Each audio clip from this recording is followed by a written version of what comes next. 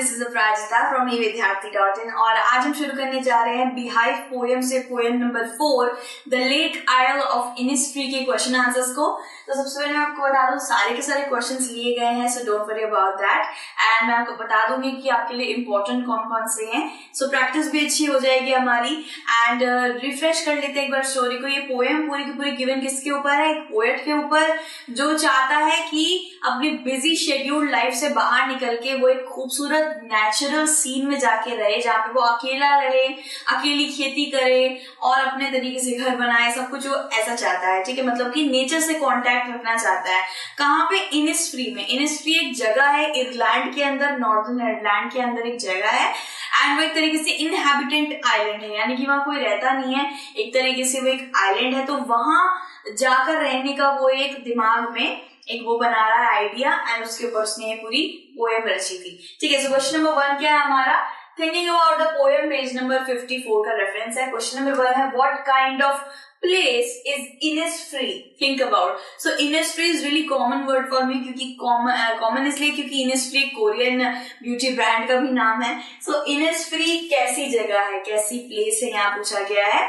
इसके बारे में हमें पहले इसका आंसर दे देते हैं। Innisfree is a beautiful place where nature is in its full swings, यानी कि जहाँ पे नेचर ही नेचर है, सब कुछ नेचर से कॉन्टेक्टेड है, रिलेटेड है। इनिस्फ्री उसको बोल दिया गया है। ठीक है, अब वापस आ जाते हैं हमारे इस क्वेश्चन के फर्स्ट पॉइंट पे आ जाते हैं। पहला इसमें क्या पूछा गया था? 3 things the poet want to do when he goes back there. तो वो क्या करना चाहता है इनिस्फ्री में जाने के बाद? तो स्टैंजा नंबर 1 का रेफरेंस है। स्टैंजा नंबर 1 में देखते हैं कि क्या रेफरेंस है उसमें। I will arise and go now, मैं जाऊंगा इनिस्फ्री में, वहां पे छोटा सा घर बनाऊंगा, वहां पे बीन्स ग्रो करूंगा, साथ ही साथ वहां पे साइड में हनी बी का छत्ता होगा और उससे आवाजें आ रही होगी और मुझे बहुत ज्यादा पीसफुल लगेगा। तो ऐसे करके उसने स्टैंजा नंबर 1 में, पहले हमने स्टैंजा देख लिया कि स्टैंजा में क्या क्या था। तो बेसिकली वो क्या करना चाहता है? वो एक घर बना देना चाहता है, खूबसूरत सा घर, क्ले से एंड घास पत्ती डाल के घर बनाएगा। उसके बाद वो बीन्स ग्रो करेगा, जिससे उसको ऑब्वियसली उसको भूख लगेगी ना वहां जाके, तो वो बीन्स ग्रो करेगा। ठीक है, साथ ही साथ वो क्या करेगा? एक हनी बी का छत्ता वहां पे होगा, उससे वो हनी भी ले लिया करेगा और साथ ही साथ उसकी जो आवाज आ रही होगी छत्ते से करके, तो वो उसको बहुत मधुर लगती है और वो उसे पीस प्रदान करेगी, शांति प्रदान करेगी। वो ऐसे करके पहले स्टैंजा में बता रहा था। तो इसका आंसर कैसे होगा?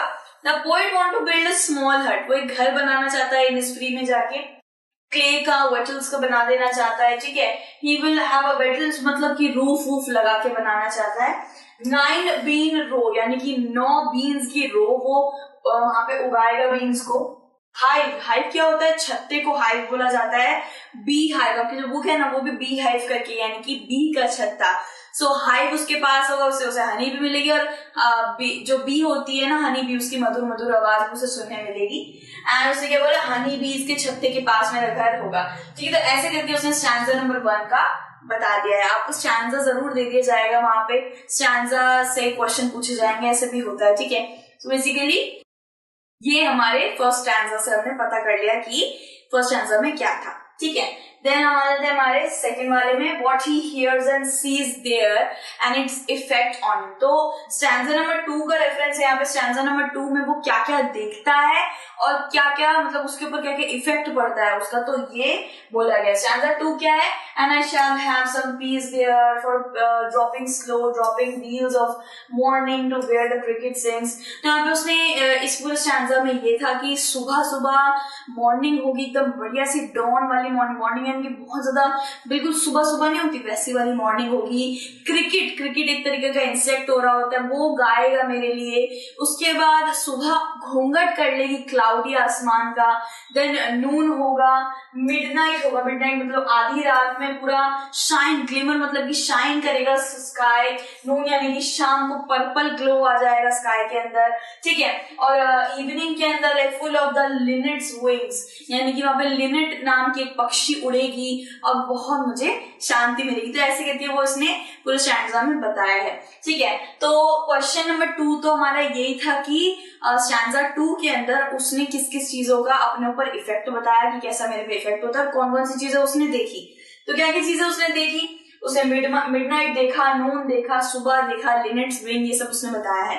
तो आंसर क्या होगा, he hears peas come dropping and the cricket sings। तो उसने ये बताया है कि क्रिकेट गाता है मेरे लिए। ठीक है, he sees the midnight shine in a purple glow। तो उसने बताया कि मिडनाइट को बहुत प्यारा सा पर्पल ग्लो होगा वहां पे, जब मैं वहां जाऊंगा तो मैं ऐसे रहूंगा, मैं वैसे रहूंगा। उसने ये सब लाइक वो ख्यालात में ला रहा है। ठीक है, इवनिंग में लिनेट नाम के एक पक्षी वहां पे विंग्स ऐसे करेगी। He feels happy and gate piece of mind. तो वहां पे मैं जाके पीस ऑफ माइंड फील करूंगा और ये सारी चीजें वहां पे होगी। जब आप किसी हिल स्टेशन जा रहे होते तो आप ये सोचते हैं ना, अरे मैं इस ड्रॉर में कपड़े रखूंगा, वहां पे मैगी खाने जाऊंगा, मैं वो जगह बहुत अच्छी है वहां जाऊंगा। सो ये भी इमेजिन कर रहा है इनिस्ट्री में जाने से पहले कि यहाँ पे क्या क्या चीजें होंगी। ठीक है, उसके बाद क्या है भाई, विजुअली तौर पे देखें तो सुबह उसने क्या बोला था, सुबह भाई मुझे मेरे लिए क्रिकेट गाना गाएगा। वहां पे क्रिकेट भी लाइक एक तरीके की साउंड निकालते, तो बिल्कुल सिंगिंग से उसे जोड़ रहा है कि क्रिकेट भाई गाना गा रहा होगा। ठीक है, और शाम को मेरे को पर्पलिश ग्लो मिलेगा। शाम को सच में ऐसा पर्पलिश ग्लो आ जाता है, कभी कभी ऑरेंज ग्लो भी आता है। ठीक है, और जब सुबह किसका घूंघट कर लेगी, सुबह थोड़ा थोड़ा क्लाउडी आसमान का घूंघट कर लेगी, अपने आप को ढक लेगी। रात को एकदम शाइनी ब्राइट ग्लिमरी उसको स्काई दिखेगा। तो ऐसे करके वो इस तरीके से बता रहा है आकाश कैसे करके चेंज होता रहेगा। ठीक है, तो उसने ये बताया चाहे रात हो, दोपहर हो, सुबह हो, शाम हो, हर वक्त उसे पीस मिलता रहेगा, क्योंकि नेचर में तो सारे के सारे जो वेदर रहते हैं सारे खूबसूरत रहते हैं। ठीक है, सो क्वेश्चन नंबर 3 क्या है, what he here's in his hearts core even when he is far away from Innisfree, stanza 3। तो ये stanza 3 से लिया गया है। stanza 3 का क्वेश्चन है ये कि वो अभी गया भी नहीं है Innisfree में। वो Innisfree जगह जो नामक जगह है वो भी वहां गया भी नहीं है, इतना दूर है, फिर भी वो हार्ट के यानी दिल के एकदम कोर के अंदर यानी कि डीप रूटेड दिल में वो क्या महसूस कर रहा है। ठीक है, stanza 3 क्या, I will rise and go now for always night and day, I heard the lake water। तो यहाँ पे लेक के बारे में बात हो रही है कि लेक का जो वाटर नहीं होता ऐसे करके शोर से ऐसे टकरा रहा हो, तो उसकी जो आवाज होती है वो मेरे हृदय के बिल्कुल डीप जा चुकी है, मेरे हृदय में बिल्कुल नीचे रच जा रही है, मैं उसे अंदर तक महसूस कर पा रहा हूँ, जबकि वो वहां गया भी नहीं है। लेकिन उसकी इमेजिनेशन पावर इतनी स्ट्रॉन्ग है कि वो एक तरीके से महसूस कर रहा है कि जब मेरे पास में लेक में से आवाज आएगी तो मुझे कैसा महसूस होगा, मैं अभी से ही उसे अपने हार्ट के कोर में बसा ले रहा हूँ। तो ऐसे करके वो बता रहा है कि I stand on the road वे, मैं कहीं पे रोड में भी खड़ा हुआ हूँ या अपने घर में भी खड़ा हुआ हूँ, कहीं भी हूँ, मुझे हर तरीके की आवाज, मैं हर चीज को अपने हृदय के बिल्कुल डीप डाउन से सुनूंगा। तो ऐसे करके वो ऐसे बता रहा है। क्वेश्चन क्या है कि वो इनिस्ट्री गया भी नहीं है, लेकिन वो कौन कौन सी चीजें लाइक क्या क्या सुन रहा है अपने हृदय के नीचे से। ठीक है, तो poet hears the lake water lapping the shore with low sounds. तो बेसिकली ये लेक है एंड ये उसका शोर है, ये तट है उसका। जैसे लेक का पानी ऐसे करके जब मिट्टी से ऐसे करके होता है ना, देन वापस ऐसे छलक के चला जाता है, तो उसकी भी एक रिपलिंग साउंड होती है। हर चीज की एक साउंड होती है, हमारे ऐसे बजाने की साउंड होती है, और देन जो बारिश गिर रही होती है उसकी भी टुप टुप टुप साउंड होती है। हर चीज की साउंड वो अपने हृदय के बॉटम ऑफ द हार्ट से वो सुनता है। ठीक है, so question number 2 क्या है, by now you may have concluded that Innisfree is a simple natural place full of beauty and peace. How does the poet contrast it with where he now stands? Read stanza 3। तो ये भी stanza 3 से ही है basically. stanza 3 में भी यही था कि वो खड़ा होगा, वो जाएगा अब इनिस्फ्री में जाके ये करेगा वो करेगा, तो ये सब वो अभी इमेजिन कर रहा है, वो गया नहीं है इनिस्फ्री में। तो बेसिकली क्वेश्चन ये पूछा गया है कि अब आपको पता चली गई होगा कि इतना जो पोएट ने इतना कुछ बताया है, तो उससे तो आपको पता चली गया होगा कि नॉर्दर्न ये जो आयरलैंड जगह है, आयरलैंड के अंदर जो इनिस्फ्री नामक एक आइलैंड है, वहां पे कितना खूबसूरत ब्यूटी है, नेचर है। तो अभी तक तो पोएट ने आपको ये समझा ही दिया कि वो इनिस्फ्री के पीछे दीवाना हो पड़ा है, ठीक है।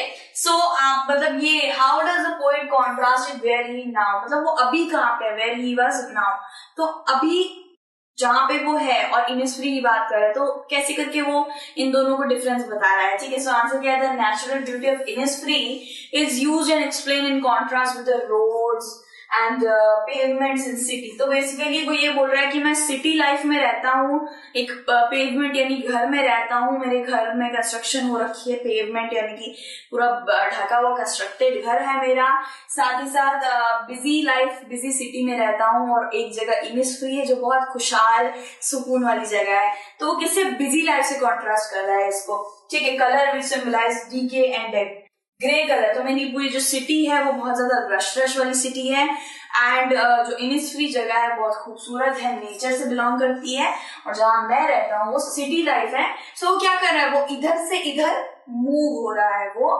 सिटी से नेचर में जाना चाह रहा है, ठीक है। उसके बाद क्या है, क्वेश्चन नंबर 3 है, do you think Innisfree is only a place और a state of mind? Does the poet actually miss the place of his boyhood days? Basically यहाँ बोला जा रहा है क्या पोएट बचपन में इनिस्फ्री में रहा करता था, क्या उसका सिर्फ ये स्टेट ऑफ माइंड है, क्या ये ऐसे इसकी गण रचना है, या फिर सच में इनिस्फ्री नामक एक जगह है? तब ये क्वेश्चन पूछा गया है।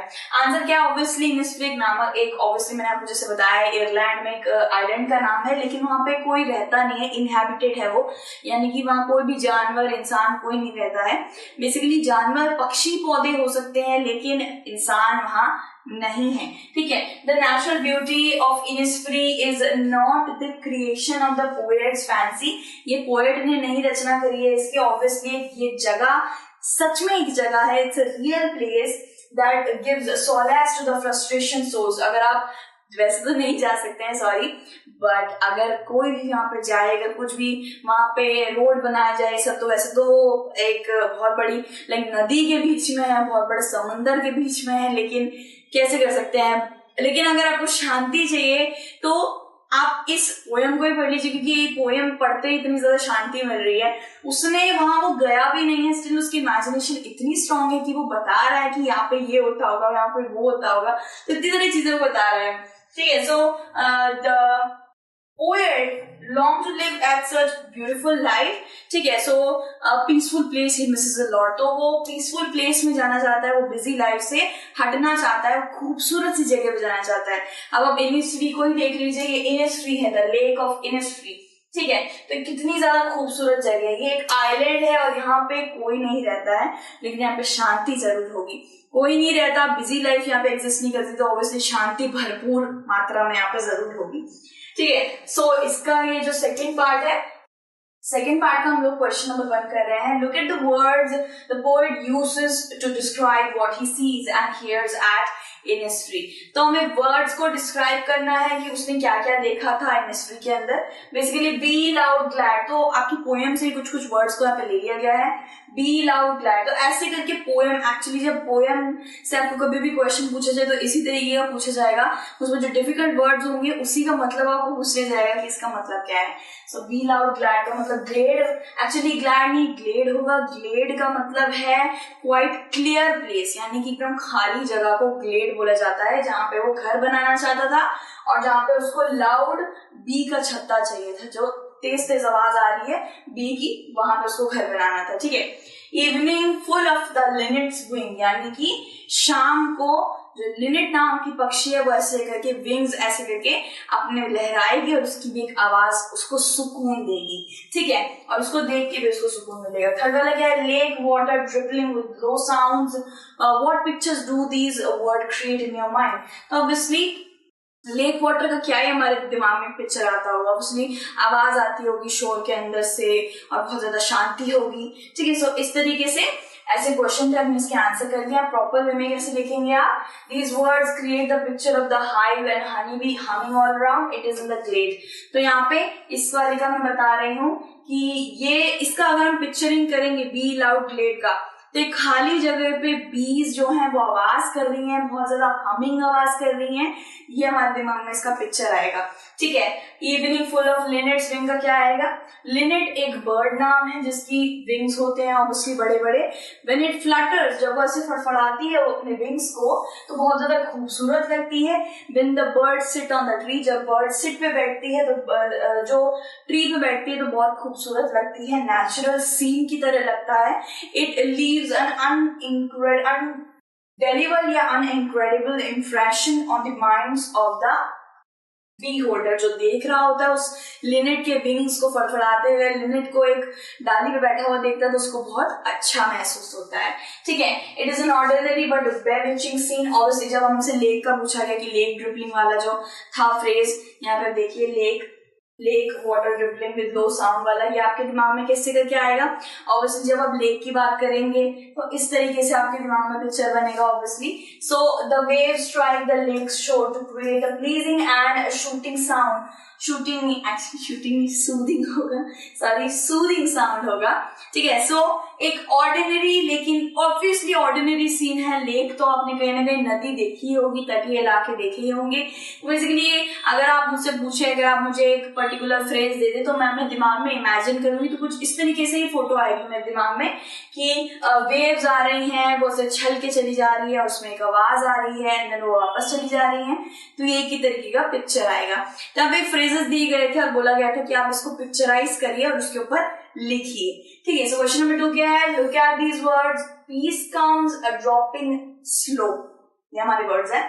Dropping from the wheel of the morning to where the cricket sings, तो इसका क्या मतलब होगा? पीस कम ड्रॉपिंग स्लो, यानी कि जो शांति है वो धीरे धीरे करके आ रही है, शांति धीरे धीरे ग्रेजुअली आ रही है। Dropping from the wheel of the morning, यानी कि मॉर्निंग जो थी उसने बताया था ना कि सुबह होगी इनिस्ट्री में, मुझे बहुत अच्छा लगेगा। सुबह ने घूंघट कर लिया है क्लाउडी आसमान का, व्हील को घूंघट कहा जाता है, सुबह ने घूंघट कर लिया है क्लाउडी आसमान का, और मुझे बहुत सारे क्रिकेट सिंग होते उनकी आवाज आएगी। क्रिकेट मेरे साइड में बोल रहे होंगे, नाच रहे होंगे, गा रहे होंगे, उनकी आवाज आएगी। तो इस तरीके से इस फ्रेज का मतलब हुआ। ठीक है, what do these means to, obviously मैंने आपको बता दिया कि इसका मतलब क्या है। What do you think comes dropping slow from the wheel of the morning? What does to where the cricket sings? Obviously where cricket तो obviously morning में sing कर रहा है, तो ये भी मैंने आपको बता ही दिया है। ठीक है, आंसर क्या है? These words mean that peace surrounds that area at dawn। तो सुबह बिल्कुल प्रातः काल में, यानी कि एकदम जब जो धूप होती है वो हमें लग नहीं, चुभ नहीं रही होती है, बहुत प्यारी सी मीठी मीठी धूप होती है, और वो प्रातः काल में ही आपको नेचुरल सीन पूरा मिल सकता है। प्रातः काल में आपको आवाजें क्रिकेट की सुनाई देंगी, चिड़ियों की सुनाई देगी। तो प्रातः काल की बात कर रहा है कि सुबह, बिल्कुल सुबह सुबह, एट डॉन। डॉन मतलब कि बिल्कुल सुबह सुबह जब सूरज निकल ही रहा होता है, ताप वाला सूरज नहीं, नॉर्मल सूरज निकल रहा होता है, तो वो पूरी की पूरी इनिस्फ्री नामक जगह शांति से भर जाती है। The pleasing and melodious sound of cricket greets the morning. और जैसे आप सुबह सुबह उठते हैं अपने बेड से और बाहर जाएंगे तो आपको क्रिकेट आपका स्वागत करेगा सुबह उठने का, लाइक उसे वो आपको एक तरीके से मॉर्निंग करेगा सिंग करके, यानी कि गाकर। ठीक है, it adds a sweetness to the serenity of the place. तो बेसिकली अगर नॉर्मल वर्ड्स में आपको बताऊं तो आप सुबह उठते हैं, जैसे आप सुबह उठेंगे एक बार, ऑब्वियसली कभी कभार कुछ बच्चे हैं जो लेट उठते हैं, आई नो, बिकॉज मैं भी थोड़ा बहुत लेट उठती हूँ जब छुट्टी होती है तब। तो जब सुबह हम लोग उठते हैं, बिलीव मी गाइज, इतना ज्यादा पॉजिटिव फील होता है कि मैं क्या बताऊं, इतनी ज्यादा पॉजिटिविटी आती है। सुबह सुबह पक्षी ऐसे चहचहा रहे होते हैं, साइड में नीचे से सब्जी वाला जा रहा होता है जिसको हमने बहुत टाइम से देखा ही नहीं होता कि सब्जी भी आती है हमारे घर के नीचे, और फ्रूट जा रहे होते हैं, साइड में बहुत सारे पेड़ हिल रहे होते हैं, ग्रीन ग्रीन लग रहे होते हैं, सुबह सुबह की धूप हमारे चेहरे पे पड़ रही होती है। वो जो मॉर्निंग होती है बेसिकली वो उसी के बारे में बता रहा है कि मॉर्निंग में ही हमें सबसे ज्यादा पीस मिलता है, शांति मिलती है। ठीक है, सो ट्राइड आउट योरसेल्फ। ऑब्वियसली आप तो सुबह उठते ही होंगे, लेकिन बिल्कुल बिल्कुल सुबह सुबह 6-7 बजे उठेंगे ना तो बहुत ज्यादा खूबसूरत सा शांति वाला माहौल होता है। जब गाड़ियां कम चल रही होती हैं, एक्चुअली सड़कों पे चल रही होती हैं, ऐसे रोड पे नहीं चल रही होती है, आपके जो गली में उसमें नहीं चल रही होती है, आवाज आ रही होती है खूबसूरत सी। So this is the morning he usually employs in his poem. तो इसी के साथ सारे के सारे क्वेश्चन आंसर्स पोएम, इस पोएम के the lake isle of Innisfree के कर लिए हैं। इंपॉर्टेंट क्वेश्चंस ऑब्वियसली ये सारे ही होंगे, आपसे पूछा जाएगा ड्रॉपिंग फ्रॉम द व्हील, ये क्या, इसका क्या मतलब है, बी लाउड ग्लैड का क्या मतलब है, and evening full of linnet swing, glade lid, इन सब के बारे में पूछा जाएगा क्योंकि पोएम से यही पूछा जाता है। सो फिर से मिलेंगे अनदर चैप्टर या क्वेश्चन आंसर्स के साथ। अपना ध्यान रखिएगा। Take care, bye bye.